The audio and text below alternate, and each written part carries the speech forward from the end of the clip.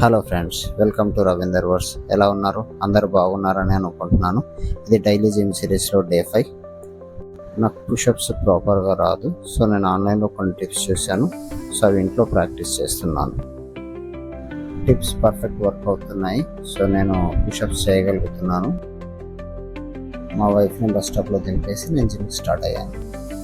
ఈరోజు shoulder work out చేస్తున్నాను. First వార్మప్తో start చేశాను. థ్రెడ్మిల్ ఒక 10 minutes చేశాను. క్రాస్ వాక్ ఒక 10 minutes చేశాను. ఇది మిషన్ షోల్డర్ ప్రెస్. ఇది ఒక 3 sets చేశాను, 3x10.